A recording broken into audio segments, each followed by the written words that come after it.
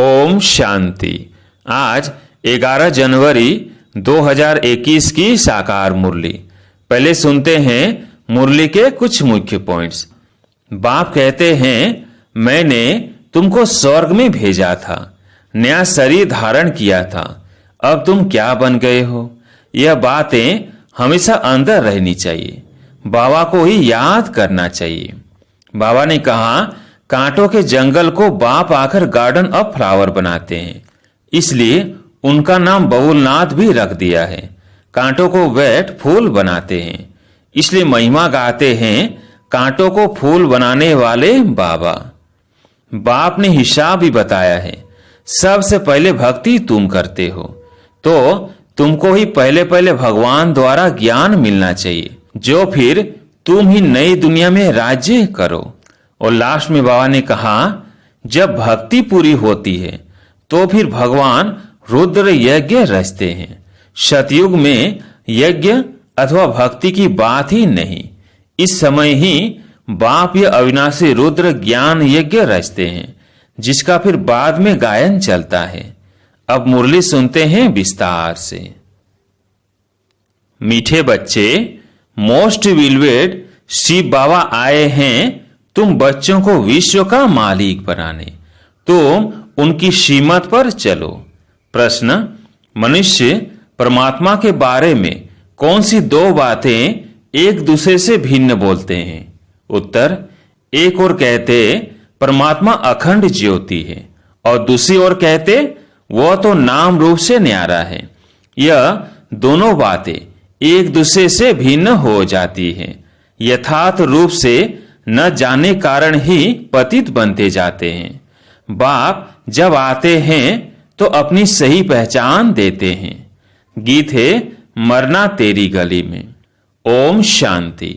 बच्चों ने गीत सुना। जब कोई मरते हैं तो बाप के पास जन्म लेंगे। कहने में यही आता है कि बाप के पास जन्म लिया, माँ का नाम नहीं लेंगे। बधाइयां बाप को दी जाती हैं।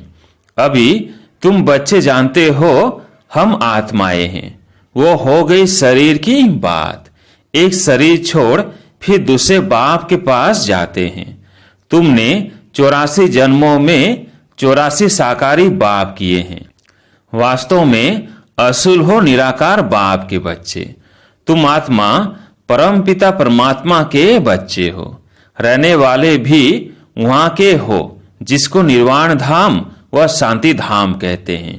असुल तुम वहां के रहने वाले हो, बाप भी वहां रहते हैं।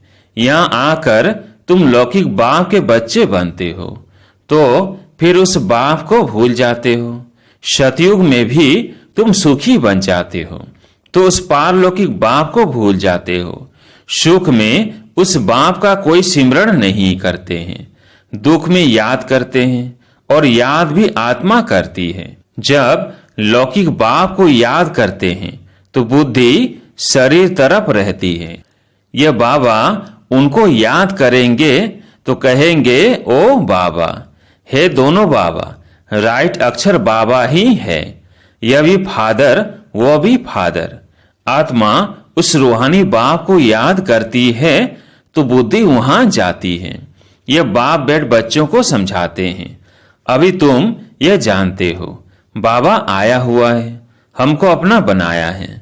बाप कहते हैं, पहले पहले हमने तुमको स्वर्ग में भेजा, तुम बहुत बहुत साहूकार थे।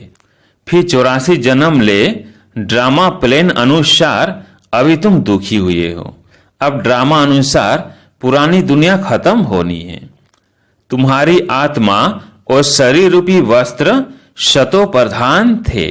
फिर गोल्डन एज से सिल्वर एज में आत्मा आई तो शरीर भी सिल्वर एज में आया, फिर कॉपर एज में आया। अभी तो तुम्हारी आत्मा बिल्कुल ही पतित हो गई है तो शरीर भी पतित है। जैसे 14 कैरेट का सोना कोई पसंद नहीं करते हैं, काला पड़ जाता है। तुम भी अभी काले आयरन एजेड बन गए हो।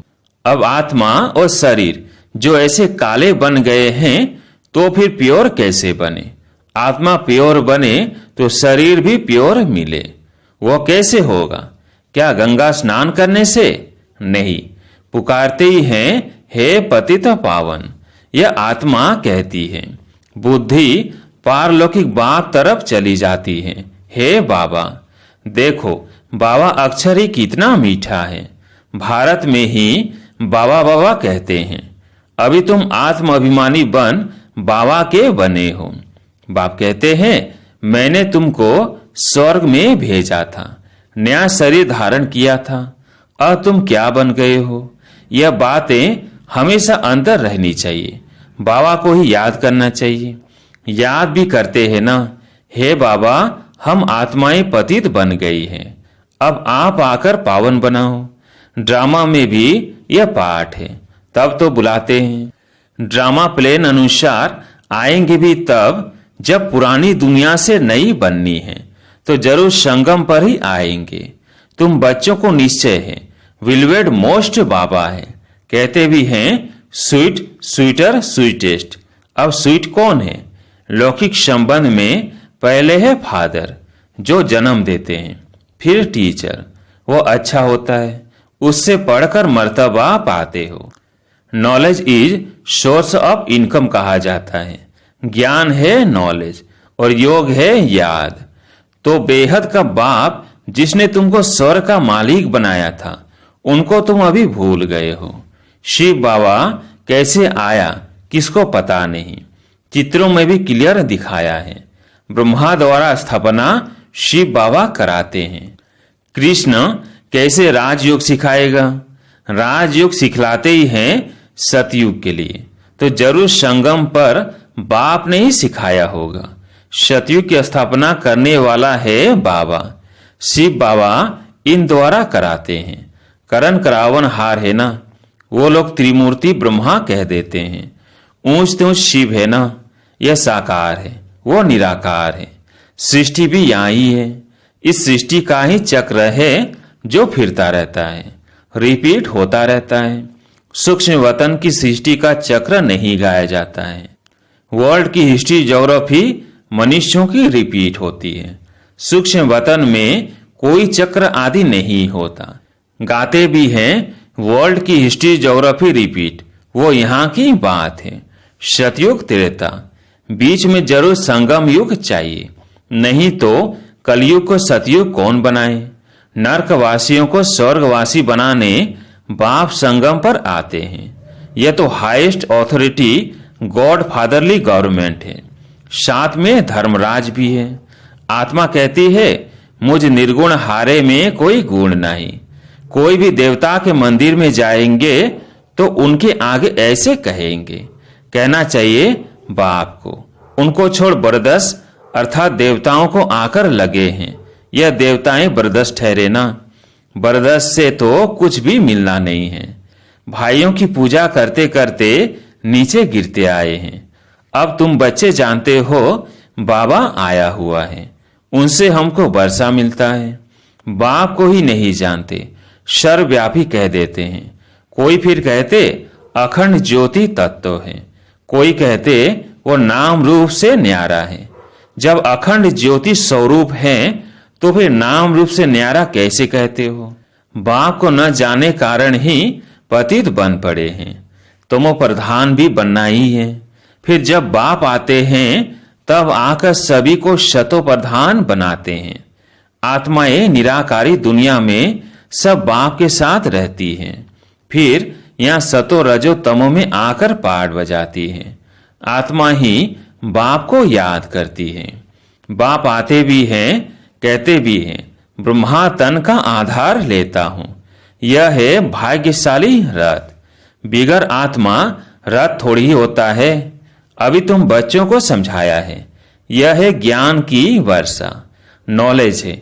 इससे क्या होता है? पति दुनिया से पावन दुनिया बनती है। गंगा जमुना तो सतयुग में भी होते हैं। कहते हैं कृष्ण जमुना के कंठे पर खेलपाल करते हैं। ऐसी कोई बातें है नहीं, वो तो सतयुग का प्रिंस है। बहुत अच्छी रीति उनको संभाला जाता है, क्योंकि फूल है ना। फूल कितने अच्छे सुंदर होते हैं। फूल से सब आकर खुशबू लेते हैं। कांटों की थोड़ी खुशबू लेंगे। अभी तो यह है कांटों की दुनिया। कांटों के जंगल को बाप आकर गार्डन ऑफ फ्लावर बनाते हैं, इसलिए उनका नाम बउलनाथ भी रख दिया है। कांटों को बैठ फूल बनाते हैं, इसलिए महिमा गाते हैं कांटों को फूल बनाने वाले बाबा। अब तुम बच्चों का बाप के साथ कितना लव होना चाहिए। वो लौकिक बाप तो तुमको गटर में डालते हैं, यह बाप 21 जन्मों के लिए तुमको गटर से निकाल पावन बनाते हैं। वो तुमको पतित बनाते हैं। तब तो लौकिक बाप होते भी पारलौकिक बाप को आत्मा याद करती है। अभी तुम जानते हो आधा कल्प बाप को याद किया है। बाप आते भी जरूर हैं। शिव जयंती मनाते हैं ना। तुम जानते हो हम बेहद के बाप के बने हैं। अभी हमारा संबंध उनसे भी है तो लौकिक से भी है। पारलौकिक बाप को याद करने से तुम पावन बनेंगे। आत्मा जानती है वो हमारा लौकिक और यह पारलौकिक बाप है। भक्ति मार्ग में भी यह आत्मा जानती है। तब तो कहते हैं हे भगवान, ओ गॉड फादर, अविनाशी फादर को याद करते हैं। वह बाप आकर हेवन स्थापन करते हैं। यह किसको पता नहीं है। शास्त्रों में तो युगों को भी बहुत लंबी चौड़ी आयु दे दी है। यह किसके ख्याल में नहीं आता कि बाप आते ही हैं पतितों को पावन बनाने, तो जरूर संगम पर आएंगे। कल्प की आयु लाखों वर्ष लीक मनुष्य को बिल्कुल घोर अंधियारे में डाल दिया है। धक्के खाते रहते हैं। बाप को पाने के लिए कहते हैं जो बहुत भक्ति करते हैं तो भगवान मिलता है। सबसे जास्ती भक्ति करने वाले को जरूर पहले मिलना चाहिए। बाप ने हिसाब भी बताया है। सबसे पहले भक्ति तुम करते हो तो तुमको ही पहले पहले भगवान द्वारा ज्ञान मिलना चाहिए, जो फिर तुम ही नई दुनिया में राज्य करो। बेहद का बाप तुम बच्चों को ज्ञान दे रहे हैं, इसमें तकलीफ की कोई बात नहीं है। बाप कहते हैं तुमने आधा कल्प याद किया है। सुख में तो कोई याद करते ही नहीं, अंत में दुखी हो जाते हैं, तब हम आकर सुखी बनाते हैं। अभी तुम बहुत बड़े आदमी बनते हो। देखो चीफ मिनिस्टर, प्राइम मिनिस्टर आदि के बंगले कितने फर्स्ट क्लास होते हैं। वहां फिर गाय आदि सारा फर्नीचर ऐसा फर्स्ट क्लास होगा। तुम तो कितने बड़े आदमी बनते हो। दैवी गुणों वाले देवता स्वर्ग के मालिक बनते हो। वहां तुम्हारे लिए महल भी हीरे जवाहरातों के होते हैं। वहां तुम्हारा फर्नीचर सोने के जड़ीत का फर्स्ट क्लास होगा। यहाँ तो झूले आदि सब बेकरी है। वहां तो फर्स्ट क्लास हीरे जवाहरातों की सब चीजें होंगी। यह रुद्र ज्ञान यज्ञ, शिव को रुद्र भी कहते हैं। जब भक्ति पूरी होती है तो फिर भगवान रुद्र यज्ञ रचते हैं। सतयुग में यज्ञ अथवा भक्ति की बात ही नहीं। इस समय ही बाप यह अविनाशी रुद्र ज्ञान यज्ञ रचते हैं, जिसका फिर बाद में गायन चलता है। भक्ति सदैव तो नहीं चलती रहेगी। भक्ति और ज्ञान, भक्ति है रात, ज्ञान है दिन। बाप आकर दिन बनाते हैं तो बच्चों का बाप के साथ कितना लव होना चाहिए। बाबा हमको विश्व का मालिक बनाते हैं। मोस्ट विलवेड बाबा है। उनसे ज्यादा प्यारी वस्तु कोई हो न सके। आधा कल्प से याद करते आए हो। बाबा आकर हमारे दुख हरो। अब बाप आए हैं, समझाते हैं तुमको अपने गृहस्थ व्यवहार में तो रहना ही है। यहाँ बाबा पास कहाँ तक बैठेंगे। बाप के साथ तो परमधाम में हो रह सकते, यहाँ इतने सब बच्चे तो नहीं रह सकते। टीचर सवाल कैसे पूछेंगे, लाउड स्पीकर पर रेस्पॉन्ड कैसे दे सकेंगे। इसलिए थोड़े थोड़े स्टूडेंट्स को पढ़ाते हैं। कॉलेज तो बहुत होते हैं, फिर सबके इम्तिहान होते हैं, लिस्ट निकलती है। यहाँ तो एक ही बाप पढ़ाते हैं। यह भी समझाना चाहिए दुख में सिमरण सब उस पारलौकिक बाप का करते हैं। अब यह बाप आया हुआ है। महाभारी महाभारत लड़ाई भी सामने खड़ी है। वो समझते हैं महाभारत लड़ाई में कृष्ण आया, यह तो हो न सके। विचारे मुझे हुए है ना। फिर भी कृष्ण कृष्ण याद करते रहते हैं। अब मोस्ट विलवेड शिव भी हैं तो कृष्ण भी हैं, परंतु वो है निराकार और वो है साकार। निराकार बाप सब आत्माओं का बाप है दोनों मोस्ट विलवेड। कृष्ण भी विश्व का मालिक है ना। अभी तुम जज कर सकते हो जास्ती प्यारा कौन। शिव बाबा ही तो ऐसा लायक बनाते हैं ना। कृष्ण क्या करते हैं, बाप ही तो उनको ऐसा बनाते हैं, तो गायन भी जास्ती उस बाप का होना चाहिए। शंकर का डांस दिखाते हैं, वास्तव में डांस आदि की तो बात नहीं। बाप ने समझाया है तुम सब पार्वतियां हो। यह शिव अमरनाथ तुमको कथा सुना रहे हैं, वह है वॉइसलेस वर्ल्ड, विकार की बात नहीं। बाप विकारी दुनिया थोड़ी रचेंगे, विकार में ही दुख है। मनुष्य हठयोग आदि बहुत सीखते हैं, गुफाओं में जाकर बैठते हैं, आग से भी चले जाते हैं। रिद्धि सिद्धि भी बहुत है, जादूगरी से बहुत चीज निकालते हैं। भगवान को भी जादूगर, रत्नागर, सौदागर कहते हैं, तो जरूर चैतन्य है ना। कहते भी हैं मैं आता हूं, जादूगर है ना। मनुष्य को देवता बेगस से प्रिंस बनाते हैं, ऐसा जादू कभी देखा? अच्छा, मीठे मीठे शिकिलधे बच्चों प्रति माता पिता बाप दादा का याद प्यार और गुड मॉर्निंग। रूहानी बाप की रूहानी बच्चों को नमस्ते। हम रूहानी बच्चों की रूहानी बाप दादा को याद प्यार गुड मॉर्निंग नमस्ते नमस्ते। धारणा के लिए मुख्य सार। पहला पॉइंट, फूलों के बगीचे में चलना है, इसलिए खुशबूदार फूल बनना है, किसी को भी दुख नहीं देना है, एक पारलौकिक बाप से सर्व संबंध जोड़ने हैं। दूसरा पॉइंट, शिव बाबा प्यारे से प्यारा है, उस एक को ही प्यार करना है, सुखदाता बाप को याद करना है। आज प्यारे मीठे बाबा का वरदान, इस लोक के लगाव से मुक्त बन अव्यक्त वतन का सैर करने वाले उड़ता पंछी भव। इस लोक के लगाव से मुक्त बन अव्यक्त वतन का सैर करने वाले उड़ता पंछी भव। बुद्धि रूपी विमान से अव्यक्त वतन वो मूल वतन का सैर करने के लिए उड़ता पंछी बनो। बुद्धि द्वारा जब चाहो जहां चाहो पहुंच जाओ।